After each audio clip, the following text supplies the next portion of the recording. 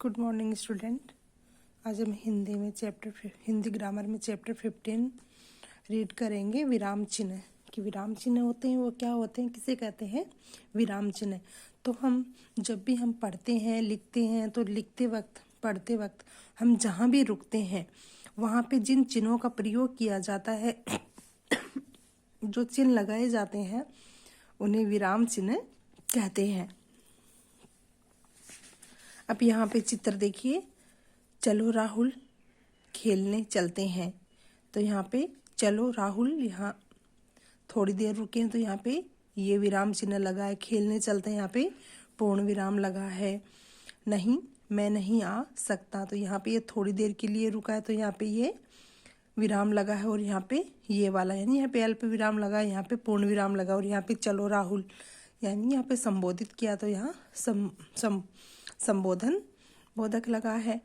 क्यों, क्या हुआ, यहाँ पे प्रश्न पूछा गया है तो यहाँ पे प्रश्नवाचक चिन्ह लगा है, अल्प विराम लगा है। मेरी तबीयत ठीक नहीं है, तो ये पूरा वाक्य एक साथ बोला गया, यहाँ पे पूर्ण विराम लगा। तो हम जहाँ भी रुकते हैं जो और जिस जगह पे जिन विराम चिन्हों का प्रयोग किया जाता है वही विराम चिन्ह कहलाते हैं। विराम का अर्थ है रुकना, यानी विराम होता है, विराम का अर्थ होता है मतलब होता है रुकना या ठहरना।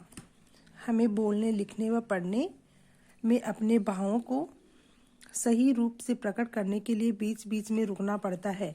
रुकने के लिए कुछ विशेष चिन्ह लगाए जाते हैं जिन्हें विराम चिन्ह कहते हैं। यानी कि हम जब भी पढ़ते हैं लिखते हैं अपने भावों को प्रकट करते हैं तो हम बीच बीच में रुकते हैं, और जहाँ रुकने के लिए जो कुछ विशेष चिन्हों का जो प्रयोग किया जाता है वही विराम चिन्ह कहलाते हैं। इसकी परिभाषा यहाँ पे दे रखी है। भाषा को लिखते समय बीच बीच में रुकने के लिए जिन चिन्हों का प्रयोग किया जाता है उन्हें विराम चिन्ह कहते हैं। विराम चिन्हों के प्रकार, तो विराम चिन्हों के प्रकार हमारी बुक में विराम चिन्हों के 5 प्रकार दिए गए हैं। तो सबसे पहले है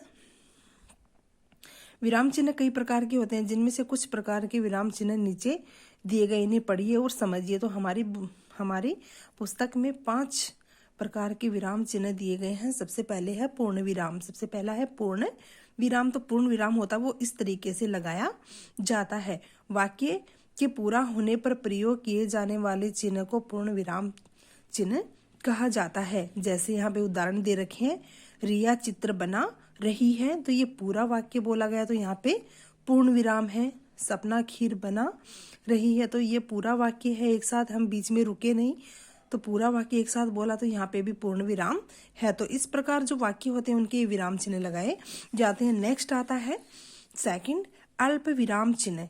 अल्प विराम चिन्ह होता है वो इस तरीके से लगाया जाता है, वाक्य के बीच में थोड़ा सा रुकने के लिए अल्प विराम का प्रयोग किया जाता है। यानी कोई भी वाक्य बोलते हैं पढ़ते हैं तो जहाँ थोड़ी सी देर के लिए रुकते हैं तो वहाँ पे अल्प विराम चिन्ह का प्रयोग किया जाता है। जैसे मनु टॉफी चॉकलेट व बिस्किट खा रहा है, तो मनु टॉफी रुके थोड़े, चॉकलेट व बिस्किट खा रहा है, तो यहाँ पे थोड़े से रुके तो यहाँ पे अल्प विराम आ गया। नेक्स्ट उदाहरण है इसका, रेखा सीमा और मधु स्कूल गई है। रेखा यहाँ पे अल्प विराम, सीमा और मधु स्कूल गई है, तो ये पूर्ण विराम। नेक्स्ट आता है थर्ड प्रश्नवाचक चिन्ह। प्रश्नवाचक चिन्ह ये इस तरीके से लगाया जाता है। हमारी किताब में भी जहाँ भी प्रश्न होते हैं उनके आगे विराम चिन्ह का प्रयोग किया जाता है। वाक्य में किसी भी तरह का प्रश्न पूछे जाने पर प्रश्नवाचक चिन्ह का प्रयोग किया जाता है। जैसे तुम्हारे हाथ में क्या है, यानी इसमें प्रश्न पूछा गया कि तुम्हारे हाथ में क्या है। यह पेंसिल किसकी है, ये पेंसिल किसकी है, तो यहाँ पे भी प्रश्न पूछा गया है तो इनके आगे क्या है, प्रश्नवाचक चिन्ह जो है इसका प्रयोग किया गया है। नेक्स्ट आता है 4th नंबर विस्मयादि बोधक चिन्ह। विस्मयादि बोधक चिन्ह, तो विस्मयादि बोधक चिन्ह जिन वाक्यों में हर्ष, शोक, घृणा व आश्चर्य आदि का भाव प्रकट हो वहाँ विस्मयादि बोधक चिन्ह का प्रयोग किया जाता है।